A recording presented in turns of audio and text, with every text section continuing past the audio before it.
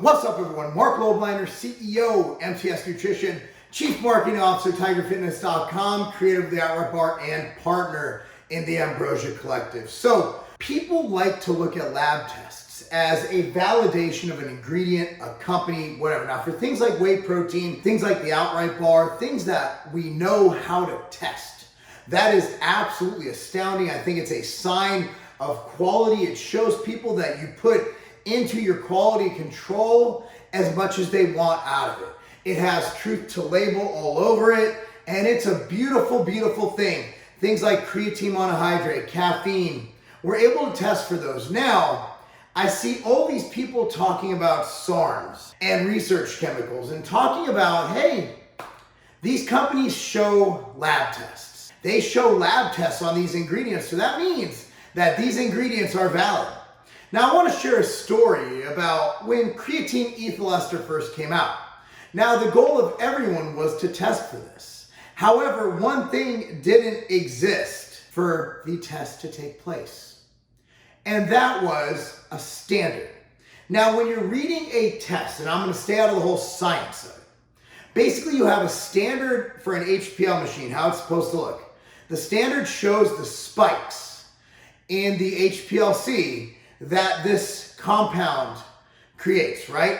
Whereas you put it up against the material to test and you look at the spikes, and then a person looks at that and dissects how much of that substance is in there. That's called a quantitative analysis. A qualitative just explores if that compound is even in the material.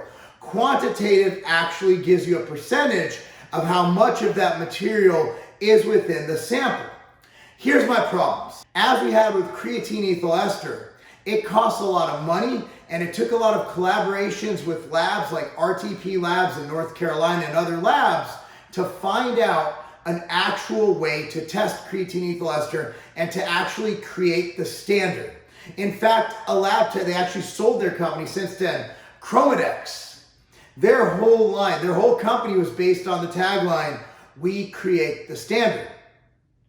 So let's say you're getting in LGD 500, whatever these damn SARMs and chemicals are called nowadays, right? LGDs, and that's MGD, Miller Genuine Drafted. Pardon me. So you get these compounds in, right? And they send it to a lab to test it. Now, labs have to stay in business. They have to make money. What if they don't have an accurate sample? What if they don't have an accurate standard?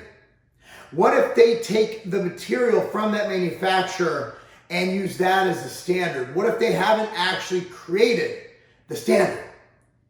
That's the problem. So what am I getting at here? What's my point of this? My point is, don't always trust a lab test. But Marc, you literally built your old company and this company for a lot of it with the amino spiking test and everything off of lab testing and truth to label. You are absolutely correct, I have.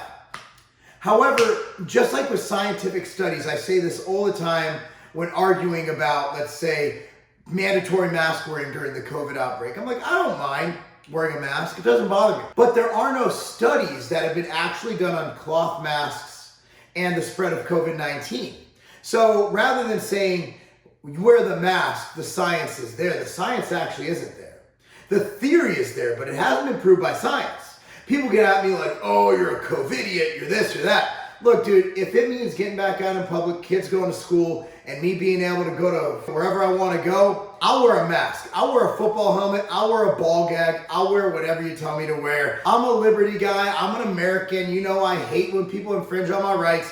I'm also a realist. I know people are scared. I know old people are freaking out, as they should be. They're the ones we need to protect. Whether wearing a mask prevents me from getting them sick, the data is insufficient. Although I don't have a PhD and although I don't have a medical degree, I am a connoisseur. I'm a lover of science. If you guys have ever read my articles on TigerFitness.com, on any other site that I've published on, you'll notice that I always cite multiple 5 to 10 resources. Even if it's a 500-word article, I love science. So that's why I want to tell you, here's what you need to look at.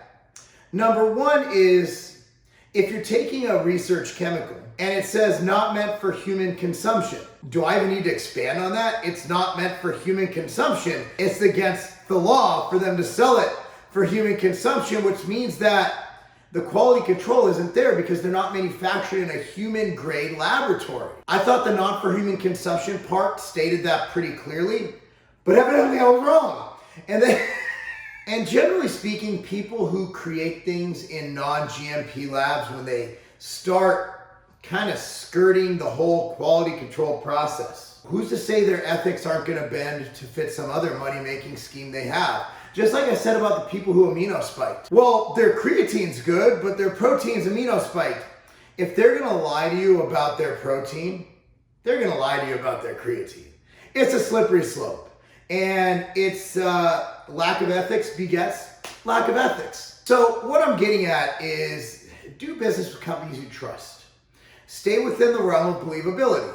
If something says it's not meant for human consumption, you probably shouldn't consume it if you're a human. You probably shouldn't give it to any pet that you own that you actually like. So that's all I got, guys. A lab test doesn't always mean that it actually passed a lab test. It means that it was tested, but you can't always trust that it was tested up to a valid standard. Hopefully I explained that in a way that wasn't over anyone's head. Hopefully I didn't explain that in a way that insulted anybody or called into question anybody's morals and integrity. I see people say they lab test, they lab test, they lab test. And that's great, but we gotta know what we're lab testing for. Anyway, guys, I'm Marc Lobliner. Please like this channel, subscribe to it. Go ahead and follow me on Instagram, Twitter, Facebook. @Marc Lobliner is the name. I'll see you next video. That's not a game.